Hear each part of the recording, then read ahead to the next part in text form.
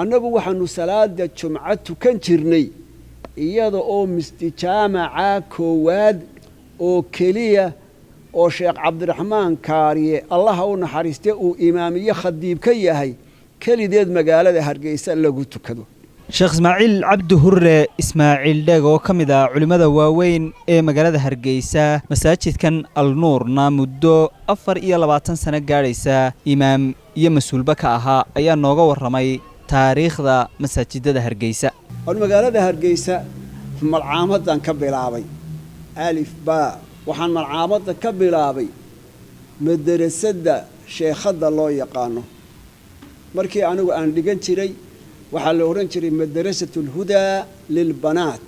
1970kii magaalada hargeysa waxay lahayd hal masaajid oo masjidul jaamica oo magaalada hargeysa jimcaha laga oogo masaajidkaasi oo ah masaajidka loo yaqaano masjidul jaamicii hore ee magaalada hargeysa oo ah masaajidka maanta dib u dhisku uu ku socdo ee dhinaca koonfureed ka soo eegaya xerada caanka ah magaalada hargeysa ee la yiraahdo xero hadhuudha 1970kii markii la soo dhaafay ilaa 1971kii xilli aan ku qiyaasayo waxaa magaalada hargeysa mar la wada furay laba masaajid oo dhisnaa markii dadkii magaalada tiradooduna ay soo badatay baahi loo qaaday amba baahi ay timid in masaajida kale oo jimcaha lagu oogo in magaalada hargeysa laga furo waxaa isku mar la furay masaajidka weyn ee calimataan la yiraahdo masaajidka labaadna waxa weeye masaajidka weyn ee ay dhiseen ilmo bootaan masaajidka calimataan wuxuu ii sheegay imaamkii ugu dambeeyay sheekh maxamed aadan ka horeeyay in masaajidka calimataan 1956kii in la furay buu ii sheegay waxaa laga yaabaa masaajidka ilmo bootaanna inuu wax yar ka dambeeyay labada masaajid oo masaajidkii xero hadhuudha lagu daray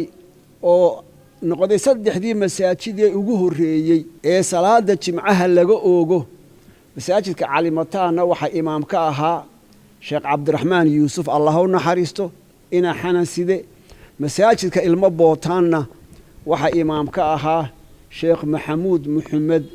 allah u naxariisto saddexdan masaajid wixii ka dambeeyay si talaabo ah ayay u soo badanayeen masaajida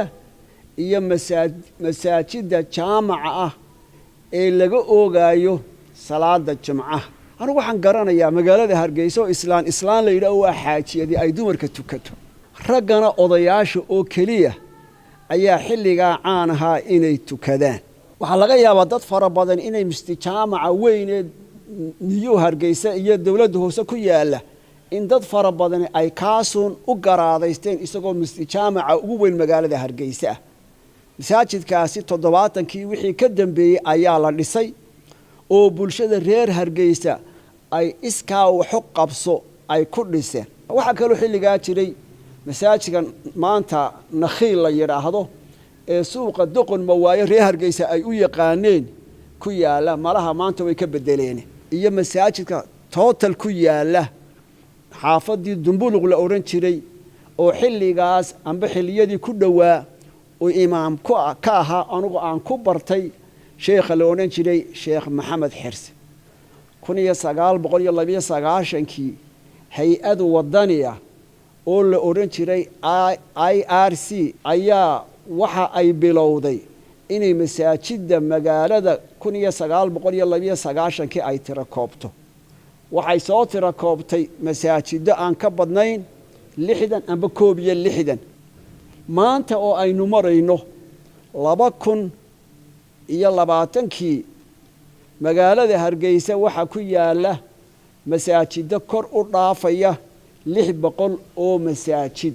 sheekh ismaaciil cabdi hurre ismaaciil dheeg waxa uu sidoo kale ka warramay taariikhdii magaalada hargeysa yimi allah u naxariistay qaarigii weynaa sheekh maxamuud khaliil al-xusari ilaa haddana loo aqoonsan yahay inuu yahay qaarigii quraadii soo martay dunida ugu sarreeyay xilli ku beegan 1979 waxaan la kulmay anuu shakhsiyan imaamka caanka ahaa magaalada Hargeysa ee la odhan jiray Sheekh Maxamed Hereri allaha u naxariiste wuxuu imaam ka ahaa masaajidka Masjid Nuur oo aan kan aynu fadhina ahayn wuxuu Sheekh Maxamed Hereri allaha u naxariiste ii sheegay in 1964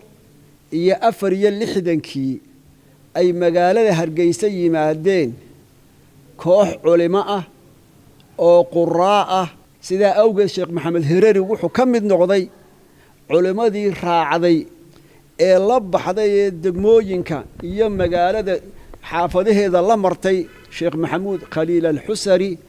iyo tiimkii uu hogaaminayay allah u naxariistay wuxuu ii sheegay in Sheekh Maxamuud Khaliil al-Xusari markuu magaalada Hargeysa ka yaabay masaajidada ku yaala ee aanay dhalinyaraba ku tukanaynin wuxuu yiri su'aal buu sheekhuna weydiiyay oranaysa Soomaalidu ma 60 jirka ayay ku islaamtaa waa su'aal aad iyo aad u muhiim ah Sheekh Ismaaciil Cabdi Hurre Ismaaciil Dheeg hadda waxa uu imaam ka yahay muddo gaadhaysa 24 sanadood masaajidka Al-Nuur oo ku yaala xaafadda Xiraawr Ali Fahad wararka Hargeysa